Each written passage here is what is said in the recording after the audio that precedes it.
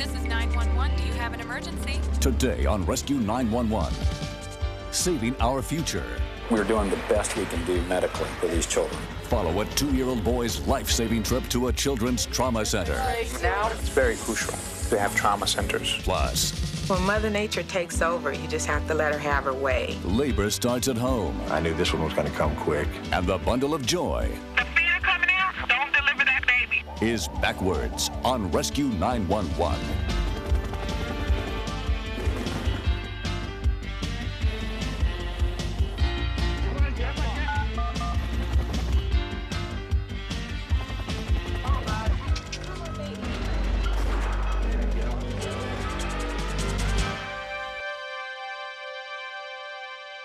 Accident-related injuries are the #1 killer of children. Yet there are few trauma centers in the country specially designed for their emergency needs. This story is not a recreation. It's the reality of life and death at Children's National Medical Center in Washington, D.C., a trauma center built just for kids.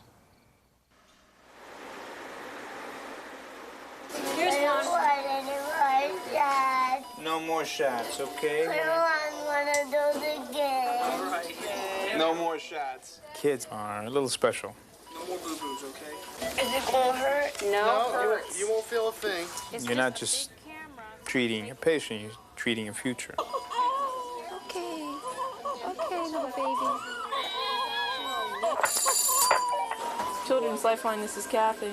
A call comes in from a small hospital 100 miles away. They're fighting to save the life of a 2-year-old boy, A.J. Winters, who was struck by a motorcycle.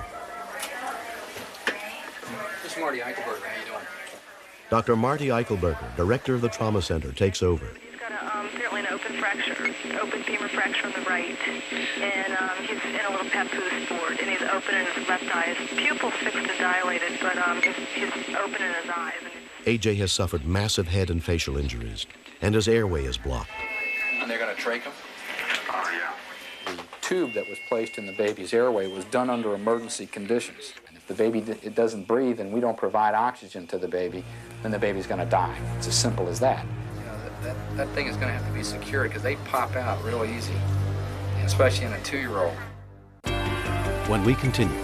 He was obviously having some respiratory difficulties. He had a lot of blood in his airway, his nose from all his fractures, and we just needed to protect his airway.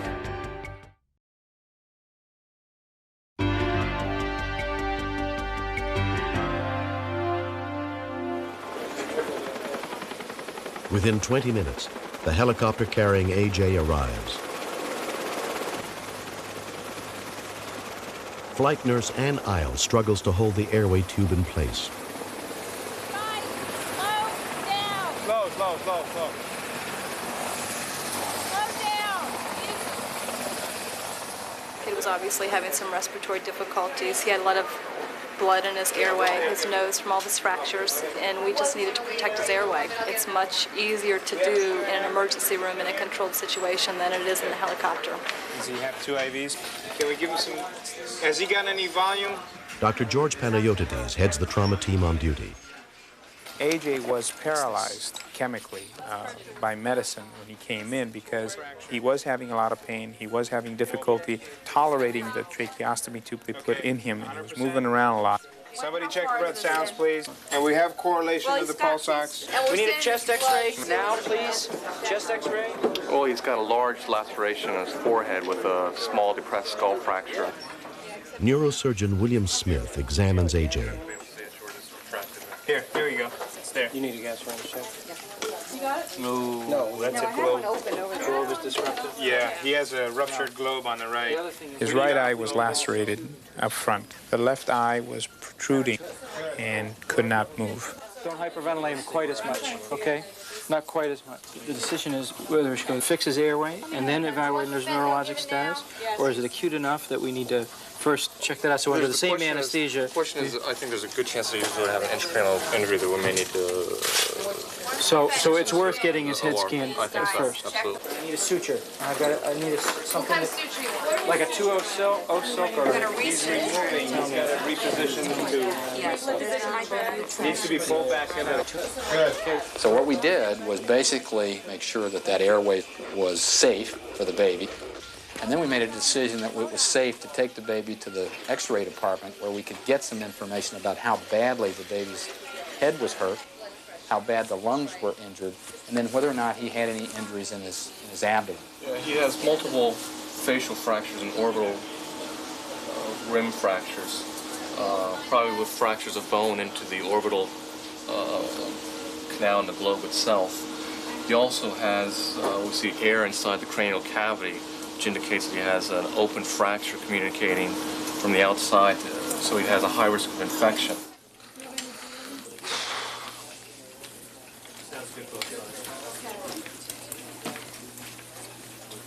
AJ's parents finally arrive after driving 2 hours to the hospital. His father had not seen him since the accident. We feel very strongly here at Children's about treating the injured family. And though the family may not be physically injured, they certainly are emotionally injured as a result of the traumatic situation with their child. We're hopeful that with lots of work and prayers and some luck that we can pull him through all this. But I need to tell you that his injury is severe, and you know that. Right. Okay, but we'll do whatever it takes. For 10 hours, a team of surgeons work on AJ, repairing injuries to his face and eyes, as well as a fractured leg. Okay, can we have another retractor, please? A broad one. Do you have anything broad, Louise? Hi, how are you doing today? Okay. Good. The following day, Chief Surgical Resident Dr. Robert Attore brings AJ's parents up to date on his progress. We're very encouraged in how well he's waking up. His neurologic function is very, very encouraging, and we're hoping that his recovery continues to be as good as it has been so far. The other good news is that when the nurses took the bandages off of his eyes today, he was able to move the left eye over towards the nurse who was speaking to him, and that also is encouraging. We're not very optimistic about the right eye, as you know, as the ophthalmologist explained to you. You know who I have here? You talk to your mom and dad, huh? Sure. Yeah? Shaking his head. Go ahead. AJ. Hi, AJ. Right. Why don't you go to It's the all right. other side, okay? It's okay. Dad here. It's okay. AJ, Mama's right here. We here. Okay. We here. Put your leg back down, baby. Mama and Daddy right here. We right here beside you. It's okay. It's okay, baby. Dad, I brought something for you. The way he looked before he went into the operating room, he really looked bad. And after they brought him up and they let us see him, they did a good job. And I was really happy about what they done. You're a good boy. Dad, I love you, okay? We love you, okay? Shake your head. Shake your head.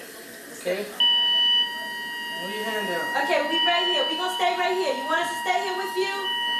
You want us to shake your head? Yeah. You want us to stay here? Okay, we right here. We be right here beside you. The will of a child to get better, to do the things that are needed in order to fully recover is dependent upon the emotional support he receives. So the fact that his mother and father have been here with him from the very beginning, or at his bedside when he needs them, will have a significant impact on his ultimate prognosis. Today, Anthony's doing fairly well. When we speak with him, he's able to follow complex commands, which is a good sign. That tells us that his motor centers are working, and also tells us that his higher cortical functions are relatively intact. AJ, can you stick your tongue out for me? AJ, let me see your tongue, buddy. Stick it out. Way out. Very good, AJ. Excellent. The other injury that we're involved with as far as the neurosurgeons is that he had significant cerebral spinal fluid leaking from his nose. Given time, we would expect that leak to resolve on its own. AJ, wiggle your toes for me. It may take 8 months, 9 months, a year before we finally know what his final prognosis will be. There you go. Excellent. We're doing the best we can do medically for these children. And we still have kids die every day. We might feel real good about AJ, but I think all of us are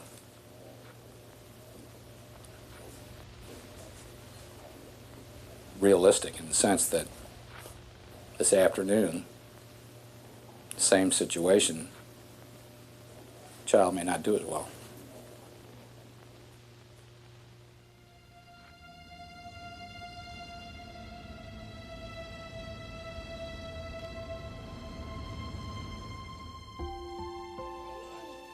Huh? 2 months later, AJ has improved dramatically. He's regained most of the sight in his left eye, and with therapy, he's showing steady progress in recovering from his broken leg. Come on, let's go in the playroom. Go ahead. This is definitely a miracle baby because the way he popped back, and I thank the doctors at Children's Hospital because I know if it wasn't for them, he would not be here. Got a pulse ox of 99. Okay, buddy, open your eyes for me. Okay, hold on. Can I get a 4x4, please? It's very crucial to have trauma centers. As you see, obviously, in the case of AJ, that it does require a lot of money.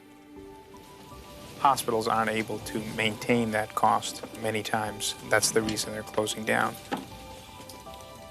You bumped into Mickey. Basically, I just want him to live a normal life, and I'm hoping and I'm praying that he regains vision in his other eye, and I just hope he just be able to live a normal life. That's basically it. Wave, AJ. Say bye-bye.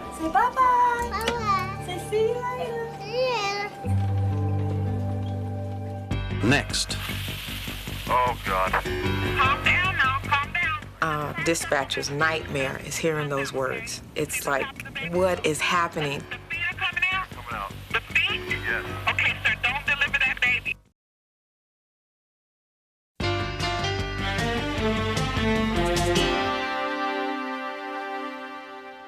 Sandra Templer was in her 9th month of pregnancy with her 5th child, so she and her husband Mike had a pretty good idea of what to expect. When she awoke on the morning of January 8th, 1994, experiencing labor pains, she and Mike were all too aware that time was not going to be on their side.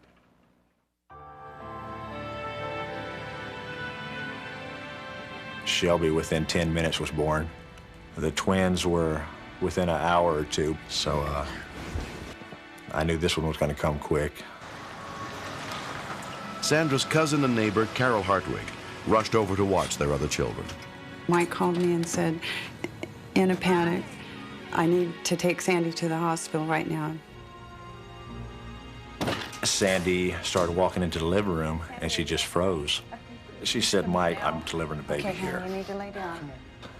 At that time, both mine and Carol's mouth pretty much dropped.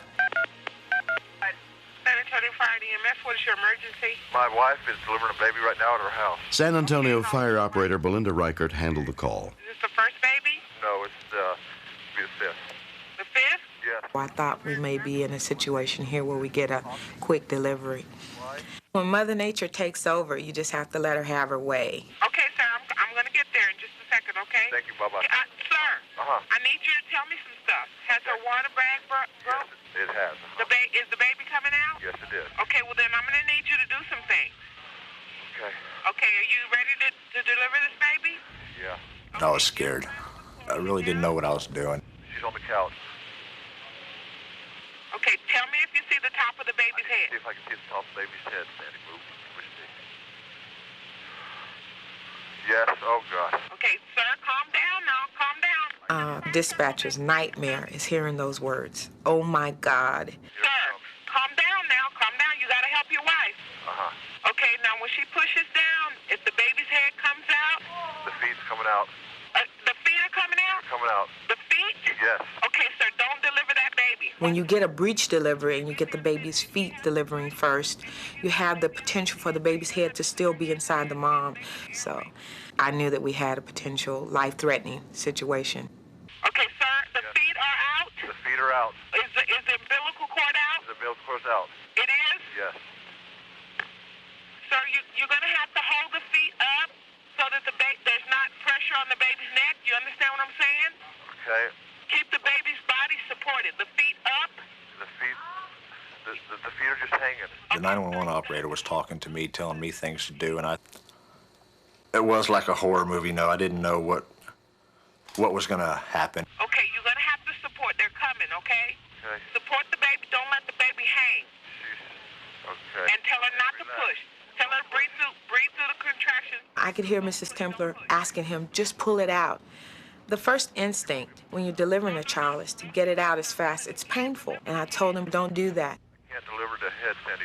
Tell her, please, breathe through. Sandy, relax, please. Relax, baby. Yes, ma'am. I knew it was a dangerous situation.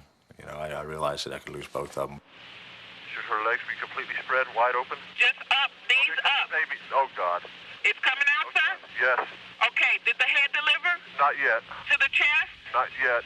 It's the chest. The stomach is out. Okay, sir, you've got to put your hand inside your wife and make an airway for that baby. Get your hand in a V shape like you're pointing your finger.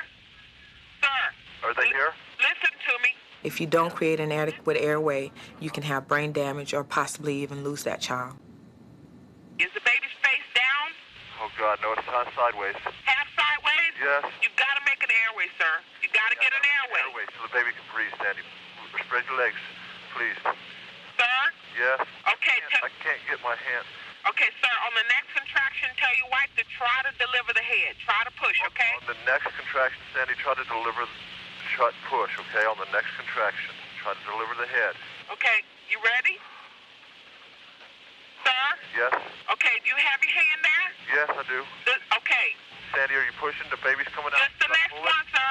Oh, okay, here it comes. Come on, sir. I'll pull it? No, don't pull. Okay, Sandy, a little more. Sandy. Okay, don't pull, though, don't pull. Let it deliver itself. Let it deliver itself, Sandy. Okay, sir, do you have... Sir. The head is still in. Okay. The arms, everything's out. Okay, sir. Okay, what? You got to get an airway. I got to get an airway. You got to get an airway. Try to push, baby. Try to push. Sir. I got to get some Put your hand inside, sir. Put your hand inside. Push it back. Push back the vagina. You got to push it back. Sandy. Put your hand inside and push down. Ma'am, I can't get my hand in there. Just your finger. Like you're pointing your finger. Uh-huh. To make a V. Okay. Put your finger in and push down with your finger so that you get an airway for that baby. Okay. Are you doing it? Yes. Okay, do you have an airway? I think so, yes, ma'am. Okay, that's good, sir. Now, you're going to have to stay just like that. Support that baby and stay just like that until they get there. If you can't deliver the head, okay? Okay. It's a scary feeling knowing that something might be breathing and something might not be breathing. You got to keep an airway, sir. Trying to make an airway, Sandy. Okay, the EMS is here? Yeah. Okay, sir, stay where you are. Stay where you are. You cannot move. Okay, they got it. They got it. They got it? They got it. All right, excellent. You did good, sir. Okay. Bye-bye. Bye. Thanks. Once he told me the paramedics were on the scene, I felt a great deal of relief. It felt like an eternity on the phone till they got there, but we had a chance. Among the rescuers who responded was San Antonio paramedic Mike Rodriguez. When we first got there, the head was still inside the birth canal, and I knew that baby wasn't breathing. Mom, can you push this a little bit?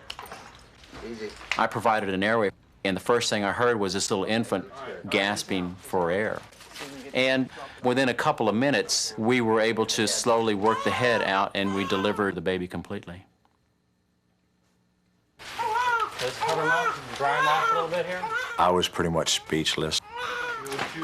When I heard him cry, when I heard Tyler cry, I knew things were fine. Is he all right? Yeah, he's doing real good, Dad. It's very, very scary to know that my life and my son's was in danger. And so I try not to think about what could have happened. Okay, ready? Okay. 4-pound, 9-ounce Tyler Templer and his mother were examined at a nearby hospital and released the next day. I never dreamed of doing something like that. You know, I never actually been that close to a delivery to my other kids, but All right. it makes me real happy when I can tell people I delivered my own child. appreciate it. And my last child.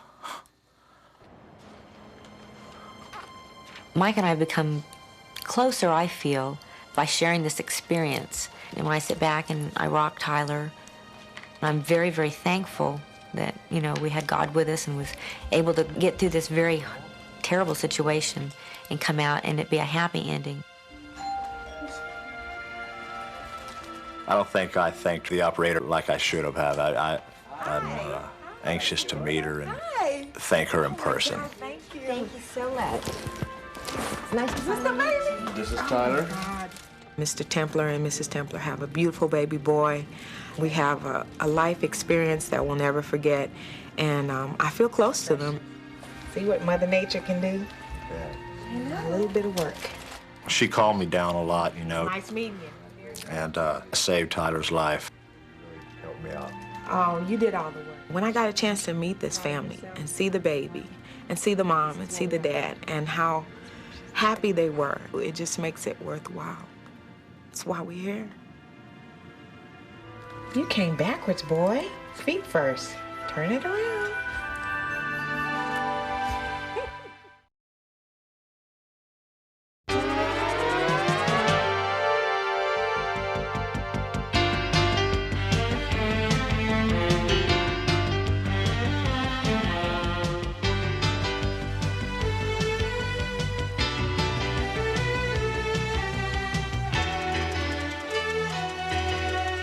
Mr. Shapiro, step out of the car, please.